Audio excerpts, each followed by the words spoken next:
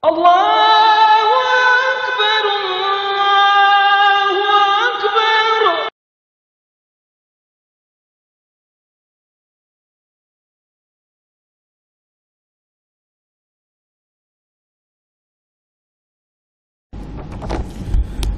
أعوذ بالله من الشيطان الرجيم. بسم الله الرحمن الرحيم. الحمد لله رب العالمين، والصلاة والسلام على رسول الله الأمين وعلى آله وصحبه أجمعين. قال رب اشرح لي صدري ويسر لي أمري واحلل عقدة من لساني يفقهوا قولي. ربنا زدنا علما وارزقنا فهما. اللهم أصلح ذات بيننا وبين قلوبنا واهدنا سبل السلام ونجنا من الظلمات إلى النور وجنبنا الفواحش ما ظهر منها وما بطن. Saya kasih sidang muslimin muslimat rahimakumullah. Assalamualaikum warahmatullahi wabarakatuh.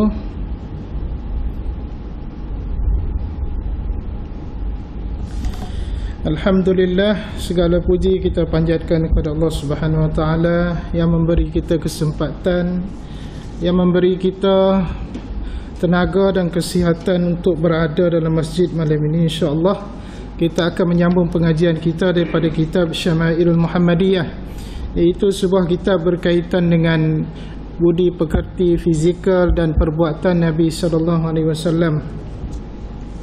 Kita berada pada bab yang ke-29,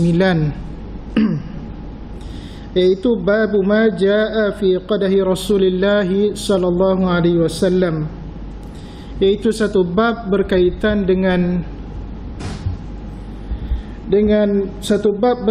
dengan cawan atau bekas minuman Nabi sallallahu alaihi wasallam.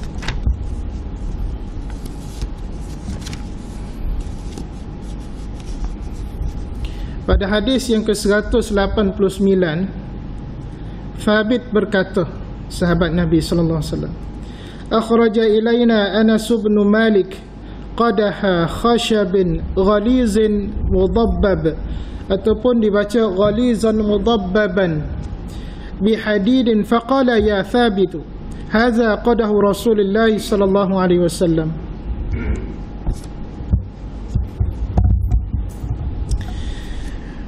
Daripada Anas bin Malik, daripada Thabit berkata, Anas bin Malik menunjukkan kepada kami cawan yang dibuat daripada kayu yang tebal yang ditampal dengan lapisan besi. Kemudian Anas berkata, wahai Thabit, ini adalah cawan Rasulullah sallallahu alaihi wasallam.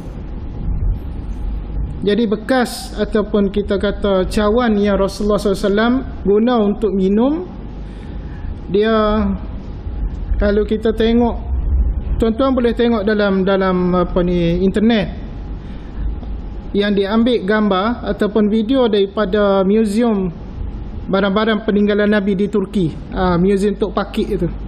Sebab kalau kita pergi melancong ke Turki ataupun yang ambil package umrah Turki, dia akan ada satu trip perjalanan ke muzium Tok Pakik. Anda tak pergi lagi lah, cuma kawan-kawan yang buat mutawif tu dia ceritalah. Ada di situ didakwa bahawasanya adanya cawan baginda sallallahu alaihi wasallam yang original, bukannya replika. Wallahu alam. Anda tak ni katalah. Ada pun pernah yang dibawa ke Malaysia satu masa dulu, iaitu di Kedah, kalau tak silap sekitar tahun 2017 2018. Itu replika nama dia. Replika ni bahasa kita nak mudah faham, iaitu barang tiruan yang dibuat seperti yang original, dan kita tahu barang tu tiruan supaya kita boleh tengok model dia. Tapi yang peliknya, barang replika itu dia ambil barakah pada dia, dia ambil tabarruk. Itu masalah besar lah. Masalah berlaku itu yang melibatkan majlis fatwa dan sebagainya, kemudian ditarik lesen pameran tersebut. Itu cerita 2017-2018 itu. Jadi yang ada di muzium Tok Pakik ni dikatakan bahasanya cawan yang original yang Nabi punya. Kalau tengok dalam internet, dia supaya kita kata makuk kuah. Kalau kita buh ABC, air batu capur tu. Jadi Nabi minum air daripada tu lah. Anas bin Malik tu Nabi minum. Sebab Anas bin Malik ni dia boleh cerita kepada sahabat ni, kepada sahabat Nabi yang nama Sabit ni, sebab memang Anas ni budak yang ada di sekitar dengan Nabi, ada bersama-sama dengan Nabi. Jadi banyak bagi-bagi Nabi ada hak dia sempat ambil. Mana peninggalan Rasulullah SAW tu ada pada tangan dia banyaknya. Kemudian cawan tu mengikut hadis tadi dinyatakan bahasanya diperbuat daripada kayu tebal. Kayu yang tebal yang ditampa dengan lapisan besi. Mana dia buat daripada kayu, dia korek, kemudian luar tu kita nampak macam besi, tepar ada tulis. Anak tak pasti dia tulis apa. Nah, tuan-tuan boleh tengok molek dalam Google tu, tengok dia tunjuk tulisan ke apa, anak tak pastilah. Ada tulisan tu di besi. Dia salut dengan besi. Nah, bermakna Nabi ni dia tak pakailah bagai-bagai mewah. Pertama setengah manusia lah ni tuan-tuan, hok kaya-raya, raja-raja. Ada satu raja, satu sultan di satu negara hok masyhur lah. Anda tengok dalam YouTube lama dah. Mungkin tuan-tuan pun tengok tahu. Tombol pintu, bukan tombol pintu depan pintu istana nak masuk Ruang Lega Usah. Tombol pintu nak masuk dalam tandas. Dia buat daripada emas. Nabi minum air ni, Nabi cerita bekas air tu Nabi buat daripada kayu salut dengan besi lah. Dia pintu tombol nak masuk jambek tu emas dah. Tak sedoyak lah hak cawer, gelas, pinggan makuk ni. Ni perbuatan ni semuanya haram. Nabi pernah cabar dalam satu hadis. Anda lupa dah cerita hadis tu, mana siapa hak makan minum gunakan emas ataupun perak ni, kata silap ana hadis tu Nabi kata perut dia akan dirobek oleh api neraka. Maknanya api neraka akan robek perut orang tu. Adakah anda terlampau kaya kita kata. Mah-mah ni tak ada harga dah bagi dia. Boleh nyawak tombol pintu. Kita dahsyat kata. Anda tengok tu tak masuk akal. Tak jauh negara tu dekat sebelah kita ni lah. Orang Melayu juga. Kemudian dia kata lagi. Dalam hadis seterusnya, Anas bin Malik pula kata, hadis 190. Laqad saqaitu Rasulullah sallallahu alaihi wasallam bihadzal qadahi syaraba kullahu al-ma' wan nabiz wal asal wal laban. Anas bin Malik kata, dia kata, sungguh aku pernah menuangkan pelbagai jenis minuman untuk Rasulullah SAW. Sebab apa? Anas ni budak hak Nabi kira menjadi suruhan Nabi. Budak hak Nabi boleh minta tolong, dia ada bersama dengan Nabi. Jadi dia kata dia pernah tuai air kepada Rasulullah ke dalam cawan ini. Dia tunjuk cawan ni hak sebut tadi, iaitu air putih. Al-ma' ni air putih. Kalau arak ni kita pergi kedai makan arak, dia sebut ma'us safi. Ma'us safi tu air kosong ataupun air mineral, dia sebut ma'us safi. Safi ni maknanya jernih. Wan nabiz, dan air nabis. Air nabis ni air rendaman buah kurma. Kurma hak lembut tu, bukan kurma hak metoh ataupun hak pahit ataupun hak keras tu, tak. Hak lembut sekali kita panggil nabis. Nabis ni bagus tuan-tuan untuk masalah orang hak berak semelik. Caranya kita pun 2 butir 3 butir dalam air tidak suai, tidak panas, tidak sejuk, air biasa-biasa. Kemudian kita tutup dan kita biar di atas meja, tak payah pun dalam peti apa. Jangan lebih 12 jam. 12 jam tu tak comel dah lah. Mana anggar-anggar 12 jam cukup, boleh minum. Jangan lebih pada 12 jam, takut dia jadi mudarat pula. Maknanya kita pun malam ni maghrib tadi, pagi esok lepas balik subuh boleh minum. Dia bagus untuk pencernaan, penghadaman perut kita. Nama dia nabis. Nabis. Boleh tengok dalam YouTube macam-macam cara orang buat lah ni. Ada dia buh gula sikit, ada pergi tambah madu sikit. Mungkin atas kesesuaian kita, tengok kita nak cita rasa lagu mana. Tapi dia punya asas dia air kosong campur dengan buah kurma sudah masak. Jadi kurma tu dia hacur dalam tu. Tinggal pagi esok butir lah. Butir tu kita buat minum. bagus kesihatan. Kecil mani darah tinggi boleh berlaku. Kecuali tentu ada masalah buah pinggir lah. Buah pinggir hak kita kata CKD ni, hak telah menjalani proses hemodialisis ke, tukar air sendiri rumah tu tak boleh. Buah kurma tak boleh tolong lah untuk dia khasiat sebab buah pinggir tak boleh nak proses dah. Nah, kena ingatlah kalau kita ada keturunan buah pinggir, mana keturunan ada masalah kronik buah pinggir, pastikan kita kuranglah makanan-makanan yang ada potasium tu tuan-tuan. Contoh potasium ni mudah kita kata pisang. Segala makanan yang warna kuning biasanya ada kandungan potasium tinggi. Potasium ni dia bagus, tapi kerana buah pinggir kita tak comel, kita jangan amal dia lah. Pisang, durian, tinggi. Yang paling tinggi sekali potasium ni daun kemunggah. Anak tak pasti munggah asal apa panggil moringa tu tinggi tu. Tapi kalau orang tak ada masalah pinggir makan bagus. Pedu bumi tak comel kot untuk masalah buah pinggir.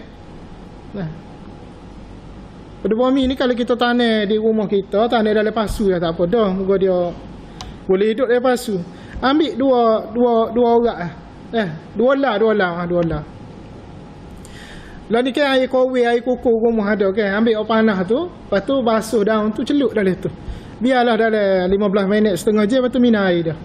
Daun dia tu tak salah, biarlah. Kalau berasa boleh teleh daun silalah. Itu amat bagus untuk kita kata apa ni, pencernaan dan masalah kecil mani. Anda rasalah salah satu pohon ataupun tumbuhan hak mana wajib ditanam, antaranya pedu bumi. Kalau tuan-tuan tahu hak lain tu boleh tanam lah. Dia kita nak amal makanan herba ni, kita kena pastikan jenis darah kita sah. Sama ada dalam darah kita tu gula banyak, garam banyak, kena tahu juga. Sebab tak semestinya semua herba tu dia sesuai untuk kita. Kecuali kita memang sihat, kita cek darah comel, tekanan darah comel, gula kurang, boleh amal pedu bumi. Ambil 2 lah sehari ataupun selah sehari, ataupun 2 lah 2-3 hari lagi ambil, tu paling molek. Jadi dia kata tadi Anas bin Malik, dia kata dia pernah tuang ke dalam bekas ini air kosong dan juga air nabis, dan dia kata wal asal dan madu. Cara Nabi minum madu kan tuan-tuan. Ramai kita silap faham. Dan ramai amalan kita minum madu tak tepat. Bukan salah, tak tepat. Kita biasa ambil madu, kita ambil lah dia. Dengan sudu ke, dengan apa-apa bekas nudung ke dia. Kita minum. Bukan kita ambil madu sebenar. Anda pernah royak dah dulu. Madu dia kena campur dengan air baru boleh khasiat dia. Air biasa-biasa, jangan sejuk, jangan panas, jangan suai. Kalau panas dia boleh merosakkan dia punya kandungan khasiat dalam madu tu sendiri. Jadi air biasa-biasa kita campur, kita gaul-gaul. Nak guna sudu besi tak apa. Sebab ada setengah orang dakwa tak boleh. Madu tak boleh pergi dengan sudu besi, nanti rosak.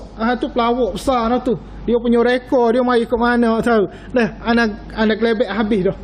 Anak tengok habis dah research, malah kata boleh guna sudu besi, tak ada masalah. Campur dengan air tuan-tuan. Campur sikit tak apa, minum dia. Itu khasiat terbaik kita boleh daripada madu. Adapun kalau kita ambil gitu saja boleh juga khasiat. Cuma tindak balas dia tidak sekuat mana campur dengan air. Dia ada bahagian-bahagian makanan khasiat ni dia kena campur baru dia jadi. Contoh minyak zaitun. Kalau tuan-tuan pagi-pagi ambil togok gitu, dia tidak memberi khasiat yang optimum. Dia tidak jadi maksima khasiat dia kita boleh ambil guna pakai, tak ada. Dia kena selepas makan ataupun semasa kita makan nasi. Nasi air dingin pagi deh, nasi air dingin ikan. Tengah-tengah makan kita ambil 2 sudu minyak zaitun. Tu terbaik tu. Sebab minyak zaitun dia masuk dengan khasiat ada pada makanan kita, karbohidrat, protein, sayur-sayur apa dia boleh dia panggil istilah rembes lah. Rembes mana dia waktu tubik lah enzim dia hok boleh collaborate, kerjasama di antara minyak zaitun tadi dengan zat-zat makanan. Itu cara terbaik dia. Ataupun selepas selesai makan kita pun ambil 2 sudu. Itu cara dia. Tapi kalau kita kata saya tak makan nasi, saya nak ambil minyak zaitun pagi-pagi, boleh? Dengan cara kita makan buah kurma 2 butir ke, makan pisang so ke, deh. Seulah pisang ke. ataupun apa-apa makanan kacang ke, badam ke sikit, ambil dia minyak zaitun. Pastikan dia ada bersama dengan makanan lain yang ada khasiat, terutama yang ada khasiat karbohidrat ataupun protein. Protein tu daging pula takut berat dengan kita perut. Jadi dia kata selain pada air kosong, air nabis dan juga asal, madu, dia juga pernah guna dalam bekas ni. Nabi SAW pernah suruh dia tuangkan susu. Susu sama ada susu kambing, susu lembu boleh. Tapi anak ada terbaca dalam satu research lah. Adapun bagi kita sudah usia 30-40 ketua ni, sebenarnya susu tak ada keperluan dah. Kadang-kadang kita kata, oh saya ni masalah gastrik, saya kena minum susu baru okey. Sebenarnya tak juga. Tuan-tuan tahu tak, susu hak didakwa kata boleh hilang gastrik tu, dalam tu berapa persen dia punya obat dia dalam tu. Kandungan susu sikit lah, obat tu banyak. Hak obat tu minum kata macam kapur tu kan, hak minum 2 sudu, hak kata lega, sejuk, ada ngepek dari TB macam-macam tu kan, dia masuk dalam susu tu banyak.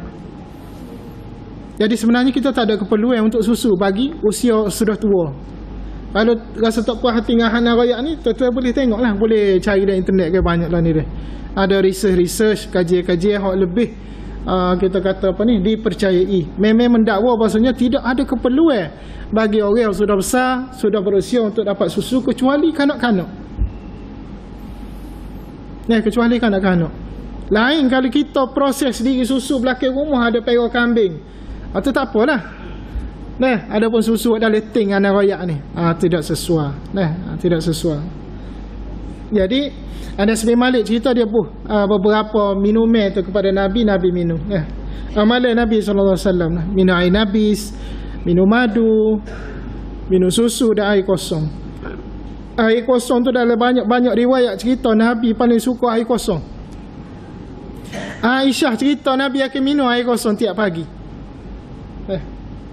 Dan air kosong ni kalau kita amal dia, pagi kita ambil sikit, separuh ni banyak ni sebenarnya tuan-tuan. Ambil separuh ni. Hari ke 250 ml, ambil 100 cukup dah. Bangun pagi lah, jangan gosok gigi. Cedek tepi katil kita letak botol ni ke, lepas tu letak dah gelas tu, tuai separuh. Kalau boleh masa kita minum tu kita khomo sikit. Baca bismillah, khomo alhamdulillah. Lepas tu start lagi masuk tanda mandi kau apa semua. Sekarang dia enzim dalam tubuh kita ni, dia bertindak balas dengan air. Bila mana dia tak ada capung dengan benda lain, dia duduk lapis je atau kita tidur dia. Tubuh kita original proses autogisanogis ni kan, kita masuk dengan air, dia boleh flush sapa ke kita punya buah pinggang. Jadi kita segar pagi tu. Dan mungkin ada sejel 2 jel lepas pada tu kita pun nak buat air besar ke apa, dia mari belakang lah. Kalau orang jenis mudah tuan-tuan, dia minum air sikit ya, tak sampai 10 minit dia berasa kena buat air dulu. Anak pula gitu. Kalau anak, sebab anak kuliah hari Jumaat subuh, memang penuh lah. Penuh setiap pagi. Anak kalau bangun lewat sikit tak boleh dah, berasa macam terkejar-kejar dah. Anak kena, sebab anak amal kan minum air dulu. Dia tak hafal 15 minit, tak hafal 10 minit, berasa kita nak buang air apa semua. Jadi kita akan habis masa di tandas tu pula, round kedua. Lepas tu bagi rehat mata, baru start. Masa tu dah 10 minit nak masuk subuh dah lah. Maknanya kita deng semaya dengan gapo, dia pun berasa nak buang, kita pergi buang, ambil semaya sekali lagi, mari sekali lagi. Tu maknanya perut kita molek tu. Hak tak molek perut ni kerana dia minum air banyak dah. Dia makan sayur banyak dah. Dia makan karbohidrat pun banyak, serat, nasi pun banyak. Tapi tak tubik ataupun tubik sikit. Itu memang masalah tuan-tuan. Kena pergi jumpa doktor lah tu dah. Doktor dia akan diagnose, dia akan buat rawatan, tengok apa punca kita. Tapi banyak-banyaknya punca daripada kita silap makan lah. Kita silap makan ataupun kita kurang fiber. Kalau nak sabit dengan buah asin ke apa, dia ada tanda-tanda dia. Macam kita tengok ada darah, kita rasa pedih, kita masa kita mahal dia nak sebut kita nak basuh dia tu, ataupun tangan kita ambil tisu, mula-mula perlu basuh kan, kita ambil tisu, kita lesek dulu, lesek per habis 2 round ke Masa tu dia main, dia berasa macam sakit, dia rasa tak masuk dalam, dia duk tubik tokol luar. Tu masalah buasir. Buasir tu dia menghalang najis kita tubik juga. Dia jadi sekat dengan dia sakit situ dah. Tu rawatan paling bagus sekali buat sendiri lah. Tapi jangan hok tubik banyak dah, hok tubik bunga molek tu kena pergi klinik dah. Kalau pergi hospital dia buat sikit lah. Dia buat tu 5 hari 4 hari duduk di hospital lah dia buat tu, lepas tu boleh buat macam biasa lah. Dia operate sikit lah. Tapi kalau tuan-tuan tengok dia tubik sikit, sebenarnya dia boleh tolak balik tu, tolak sikit lah, dia boleh masuk.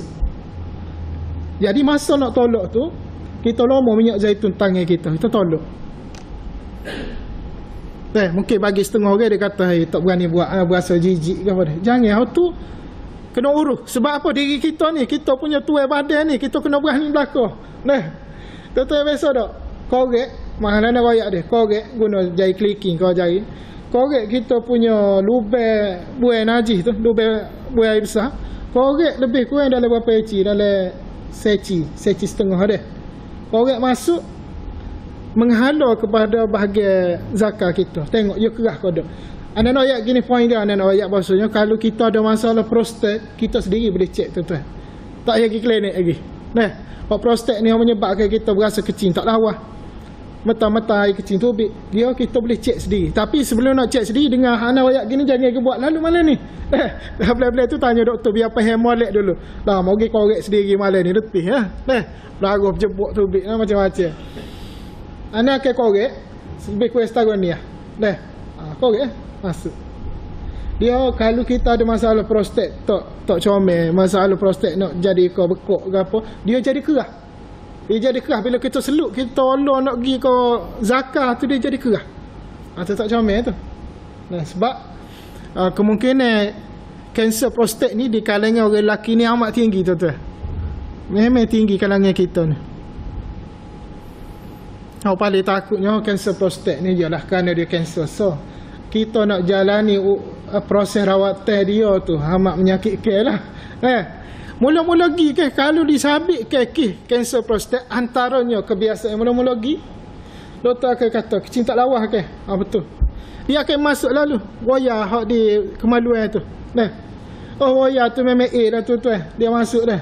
Tak ada penuh tuan-tuan rasa sakit kecuali hak tu lah hak paling sakit sekali. Dia masuk dah. Hak debes setara mana pun masa tak sedap royak lah. Muntah ali kau makan dok arak kau. Tak ada dah masa tu debesnya. Dia kongor. Dia takut kena dengan royak tu. Sakit tuan-tuan. Anak royak ni anak tak kena tapi saya anak kena. Dia kata dia merasa kan. Dia kata paling dia merasa sakit sekali ke apa. Pisah kena tangan. Dia kata lebih pada tu. Jadi jagalah kita dari segi kecing ke apa semualah. Kita kena pandai kawal tubuh kita ni. Bagai-bagai kemaluan ke apa kita kena selalu tengok juga. Kerana ada kepentingan bagi kesihatan kita. Tapi Nabi lagi tuan-tuan daripada duk tengok semua. Dan Nabi lagi setuh benda tu dengan tangan kanan. 2 kali tu yang sipir dia. Jangan langgar undang-undang peraturan. Nombor 1 jangan tengok semua. Mentah-mentah tengok tak boleh, kita kena tengok. Jadi tu biar tengok. Jangan berdosa. Atau petok cermin depan ni cermin belakang tengok. Tengok bumper aku gelap hitam. Tak ada keperluan belakang. Yoga tu bumper gelap belakang sedar royak lah. Kalau lawas tahu mana pun gelap. Nabi lari tengok benda-benda berkaitan dengan kemaluan kita kecuali time kita mudarat ataupun ada keperluan. Kita nak pegang dia. Kita nak suka dia. Kita ada 2 testis dia. Buah kita tu lah. Buah tebika kita ada 2. Orang sihat dia balance. Dua-dua balance. Kalau kita guna tangan kiri kita letak. Kita berasa macam setu. Sihat. Kita batuk sikit. Tengok dia naik turun naik. Sihat. Ada pun kalau kita letak nampak sebelah tu setu. Sebelah kita setu. Itu maknanya ada masalah tu. Masalah hulu ke apa yang ada belakang. Jadi benda-benda gini sebenarnya kalau dalam ilmu perubatan tu ada panggil general knowledge lah, pengetahuan hak wajib kena tahu. Tapi kerana tak ada pendedahan kalangan kita, kadang-kadang kita boleh maklumat tu sikit-sikit. Jadi tak apa jelas. Semana nak ayat benda tu kalau kita ada masalah kesihatan cepat-cepat jumpa dengan pakar dia. Orang yang tahu benda tu iaitu doktor. Supaya kita dapat rawatan awal dan menjamin kesihatan kita . Allah Subhanahu Wa Taala akan tanya kita tuan-tuan. Antara perkara paling awal Allah Subhanahu Wa Taala tanya di mahsyar esok berkaitan dengan badan tubuh kita, apakah kita buat untuk tubuh kita? Allah tanya tu. Hadis sahih Nabi kata, "Membuat gapo dengan badan tubuh aku bui? Dengan aku alirkan air dingin kepada kamu." Maknanya Allah nak kata Allah beri air jadi penawar bagi kita, gapo dia kita buat? Adakah buat mari mudarat penyakit atas tubuh aku bui ni? Kita kena kecil mani, darah tinggi jatuh. Punca pada kita, Allah tanya.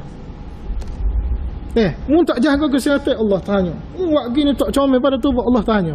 Selain daripada amalan-amalan semaya apa semua tu. Lepas tu kita takut sebenarnya perkara-perkara gini. Supaya kita boleh beringat untuk jumpa Allah Subhanahu Wa Taala, kita boleh serah balik badan tubuh sebagaimana dia beri kepada kita. Okey, habis berkaitan dengan dua hadis saja berkaitan dengan cawan minum Rasulullah sallallahu alaihi wasallam.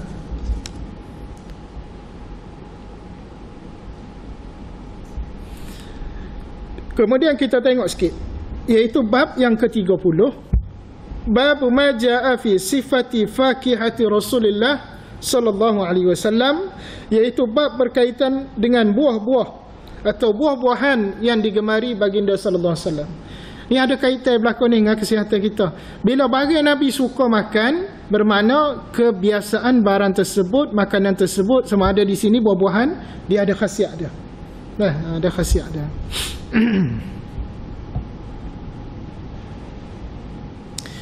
Jadi hadis ke-191.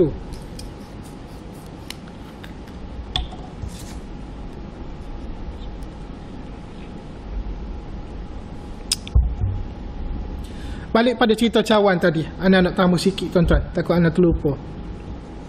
Cawan Rasulullah ni ana ayat sahih lagu tu lah. Lebih kayak macam makuk kita buh ABC. Ai baca capu tu. Dia lama lepas ni pakai buai belakang gelas rumah dia, kata ni tidak sunnah ni, hak sunnah Nabi ni kena cari gelas lagu ni. Habis betul marinya buai, jangan. Gambar gelas tu adalah bentuk gelas hak Nabi. Bukan bermakna kita buai, kita beli lagu tu, kita minum guna gelas hak serupa dengan Nabi tu boleh pahala dak. Tidak sabit benda gitu. Hak sabit nak boleh pahala adalah cara Nabi ajar minum lagu mana. Hak tu boleh sabit pahala.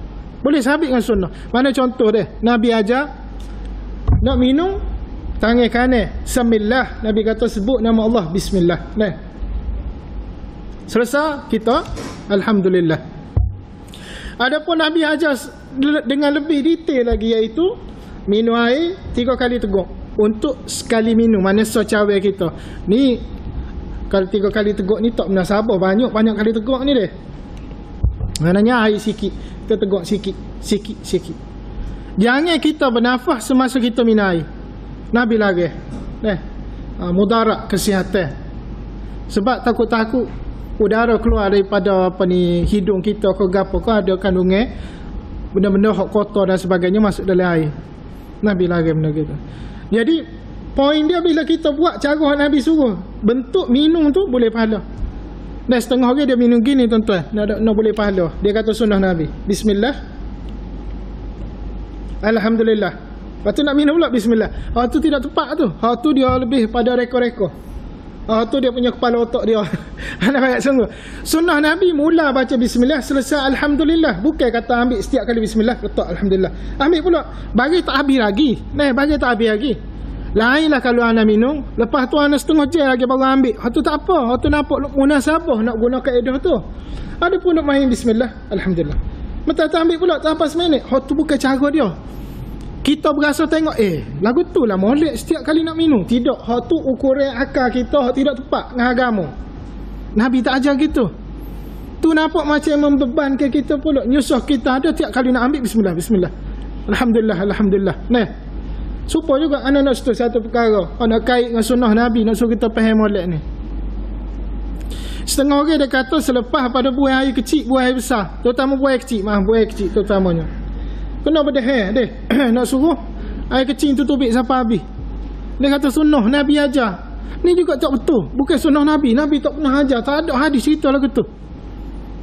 Hak tu kita boleh kata cadangan ulama sahaja. Bermakna kalau bagi kita sudah buai kecil, kita berdahai, kita rasa selesa, maka boleh guna pakai kaedah tu bagi kita.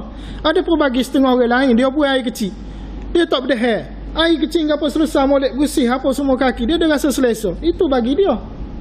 Jadi kita tak boleh nak sabit dengan mudah-mudah nak kata tak boleh. Sunnah Nabi itu kena berdahai. Dah, itu salah. Inilah kita kata kerana kepahaman cetek berkaitan dengan agama, dia suka menghukum cara logik dia. Malah anak nak rakyat betul-betul tuan-tuan. Maaf lah dia kalau tak setuju. Orang yang banyak berdaham semasa kecil ni, dia banyak syok sebenarnya dalam bab ibadah. Sebab dia akan bergantung pada berdaham. Dia kecil, saat ni tak berdaham, dia pun masuk tanah balik. Pada hari kecil tak ada dah, dia saja duduk, dia pun nak suruh tubik. Punca daripada apa? Kerana silap menilai sunnah Nabi. Hak tidak sunnah, dia jadikan sunnah. Lah kali dia terikat benda tu. Bila kita nak ubah kepahaman dia, ni bukan sunnah berdaham, dia tak diterima. Sebab dia rasa sudah selesa dah dengan cara berdaham. Nabi tak ajar tuan-tuan. Jangan siapa jadi syok. Maknanya hak kita sebut waswah telah dalam ibadah, sebenarnya bukan waswah ni lain, syok dalam ibadah.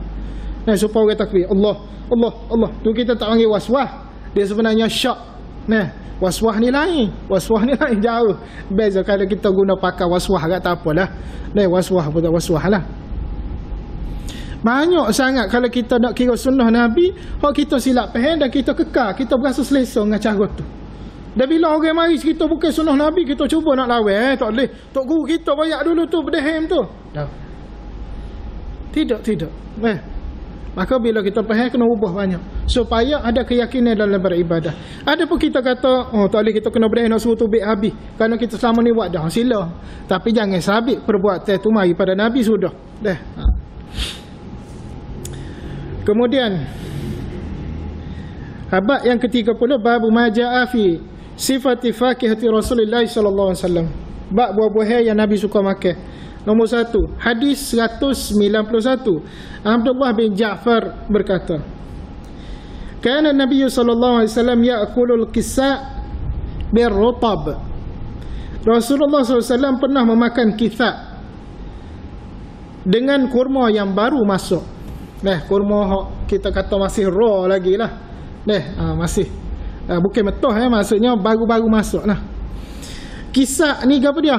Dia payah buah tak ada di Malaysia ni. Tuan-tuan kena Google tengok. Dia serupa dengan buah timun juga.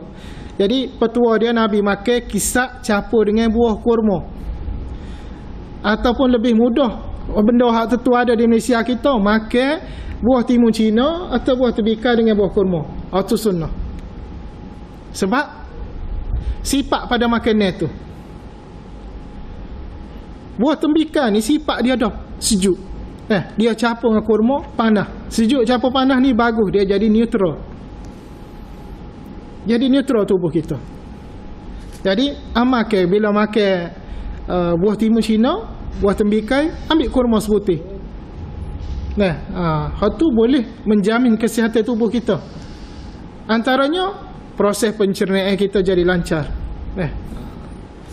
Tapi kalau kata saya makan timun Cina sajalah, maknanya makan tu haruslah boleh.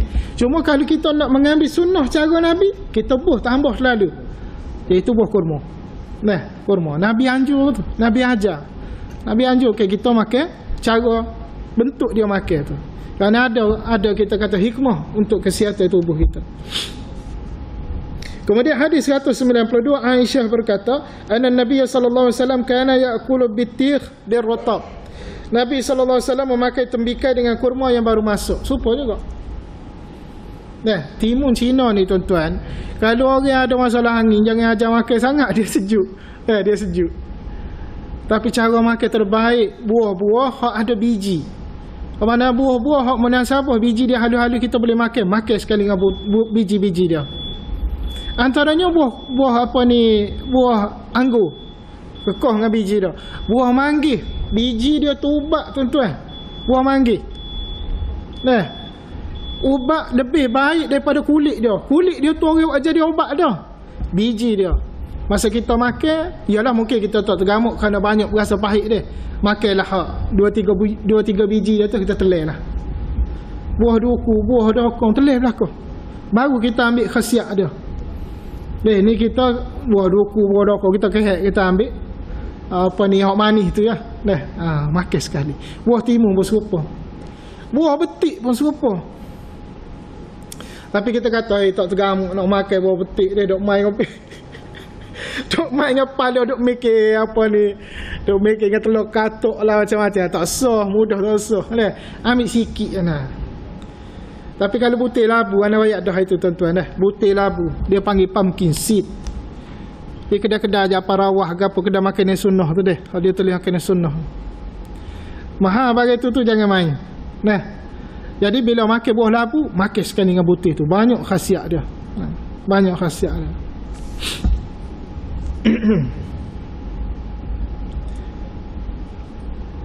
Bisa dah. Okey. 58 minit lagi nak komat. Ya betul. Kau mata. 58. Oh lama lagi. Oh esok boleh aku ni. Nah. Kau masuk dah. Masuk dah. Masuk dah deh. Pukul 8. Sikit lagi. Hasah di akhir sekali tuan-tuan. Anas bin Malik hadis 193, ra'aitu Rasulullah SAW yajma' bainal khirdiz wal rutab. Aku melihat Rasulullah SAW makan buah melon. Melon ni buah timun lah. Lebih kurang hadis ni sama ya. Dengan kurma yang baru masuk secara bersama. Nabi makan sekali. Nabi makan sekali. Cuma anda nak ada buah-buah hak talih nak makan join sekali, hak talih nak combine, dia kata dah.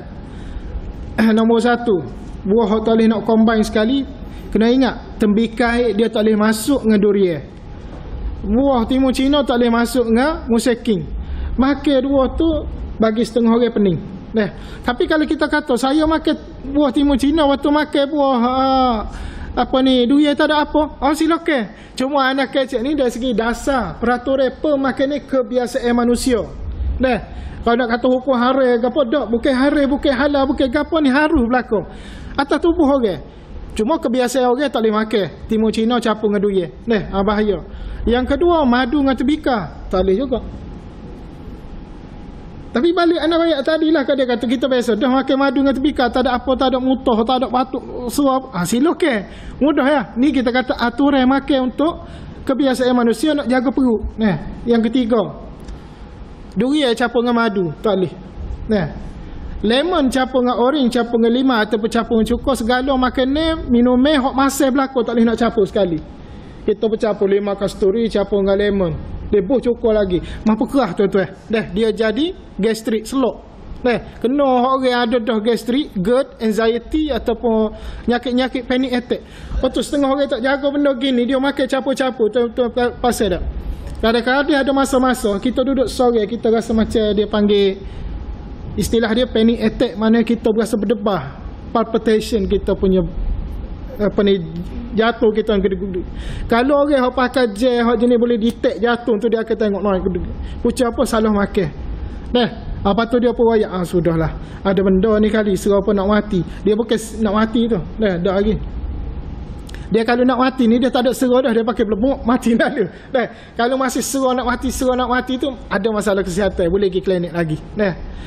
Kemudian avocado campur moringa, aku campur pisang, ada potasium. Hak sama kandungan potasium tak boleh campur lebih pada 3. Pisang tak boleh campur dengan avocado. Avocado tak boleh campur dengan moringa, hak daun mungga tadi kita kata. Kemudian buah-buahan tak boleh campur lebih pada 3 jenis. Orang setengah buat koktail, kita sebut koktail jangan amal sangatlah. Koktail tu 3-4 jenis buah dah tu. Tak sihat juga. Cukup dengan 2 buah campur lah. Kemudian akhir sekali, makan banyak sayuran bermacam-macam. Sayuran mentah terutama. Jangan campur banyak tuan-tuan. Sayur mentah cukup 3 Kalau nak ambil gapa, ulai raja, lepas tu gapa-gapa 2 lagi, cukup 3. Jangan campur. Setengah orang dia tak boleh gapa, dia tak boleh campur ulai dengan protein daripada lauk tu. Ikan, udang, sotong. Dia makan campur 2 tu KO lalu. Dia jadi angin, dia jadi tendai angin. Dia apa ni? Dalam tubuh dia tu penuh angin. Tekan sini pucuk pada silap makan. Banyak lagi lah anak sebenarnya baca daripada research. Patut nak kupu-kupu hak semua ni bukan daripada orang Islam buat. Semua ni orang kafir. Tapi orang kafir ni maaflah tuan-tuan, dia buat kajian bukan atas 100 orang. Dia buat kajian antara hana baca ni, hana dekupo ni, seorang doktor daripada UK. Dia buat untuk 3 butir hospital di UK. Berkaitan dengan cara makan combination food dia panggil. Mana gabungan makan ni. Antara hana sebut tadi, hak tu punca paling besar. Orang Asia kita, iaitu durian, tembikai, pisang, durian, tembikai, pisang, dengan buah lima. Benda ni ingat ada buah lima jangan campur, 5 go tu 5 go ni. Durian, pisang tak boleh. Durian, tembikai tak boleh. Madu, tembikai tak boleh. Jaga untuk perut kita. Bagi orang yang makan campur sana, dia rasa segar, dia rasa sihat, silakan kita kata. Sebab hak ni undang-undang hak aturan pemakanan bagi kebanyakan orang sahaja. Wallahu a'lam.